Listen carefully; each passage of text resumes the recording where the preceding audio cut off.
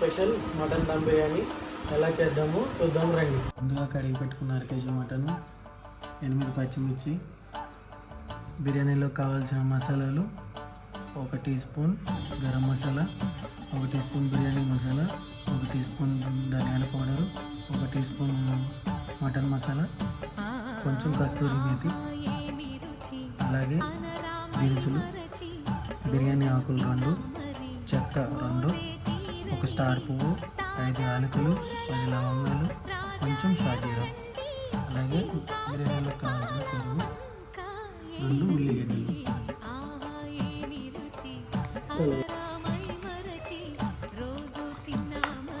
వీడేంటి పెరుగని చెప్పి మజ్జిగ వేసారనుకుంటున్నారా? పెరిగానండి, కాకపోతే కొంచెం నీళ్ళగా తీసుకున్నాను. బిర్యానీ మంచి టేస్ట్గా రావడానికి బాగుంటుంది.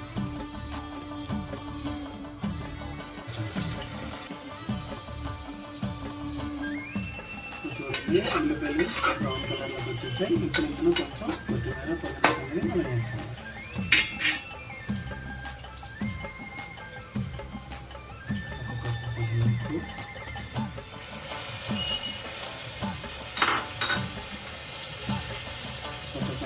కొత్తిమీర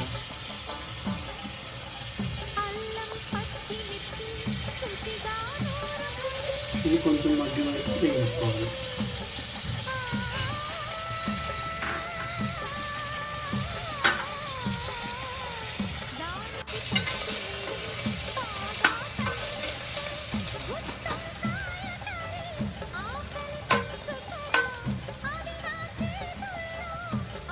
సో ఇప్పుడు కొత్తిమీర పుదీనా కూడా మ్యారినేట్ అయిపోయింది. ఇప్పుడు మనం ఇందాక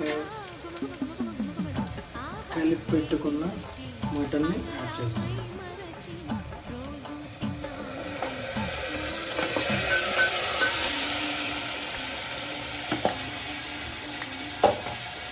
అలాగే నేను కుక్కర్లో పెట్టుకుంటున్నానండి. నేను 5-6 విజిల్స్ వచ్చే వరకు వేయించుకోవాలి.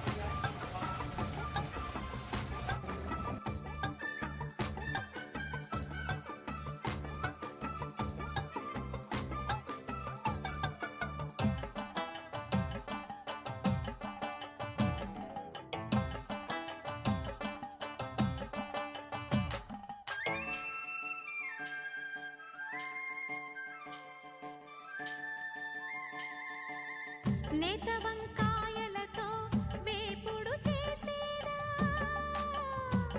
మబద దని సరి రి సరి సదావా మెట్ట వంకాయలతో చట్నీ చేసేదా టొమాటోతో కలిపి వండి పెడితే మీరు అన్నమంతా వదిలేసి ఒట్టి కూర తింటారు. వాటర్ పెట్టుకున్నాను.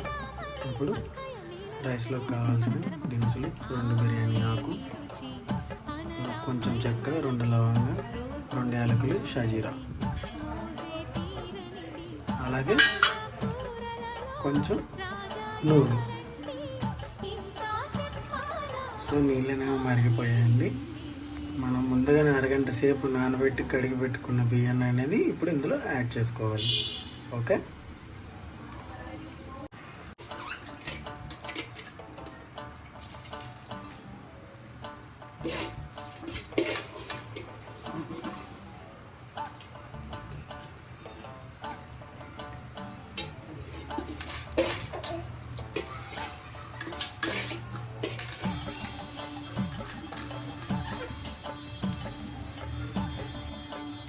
రైస్ ఉడికిందో లేదో చూస్తున్నాము. చూడండి, మంచిగా రైస్ ఉడికింది.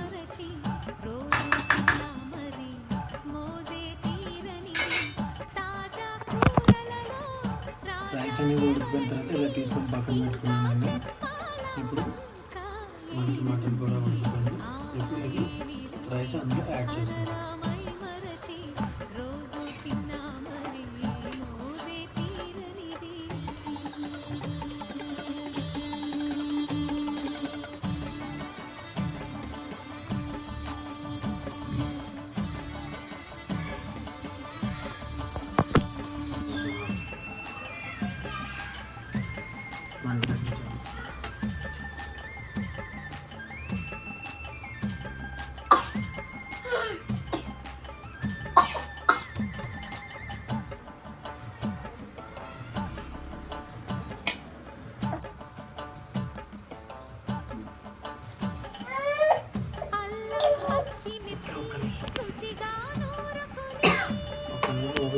మేడం చెప్పండి.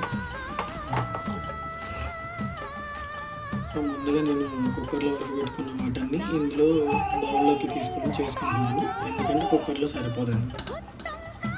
సో ఇది 15 నిమిషాలు లో ఫ్లేమ్లో దమ్ చేసుకోవాలి.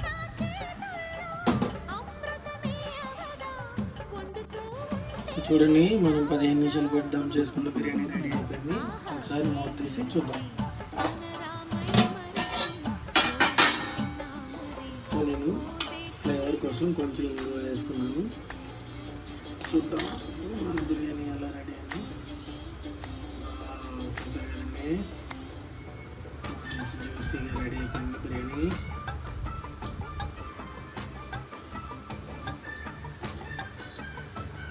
రైస్ కూడా మెతుకులా ఆడుతుంది చూడండి.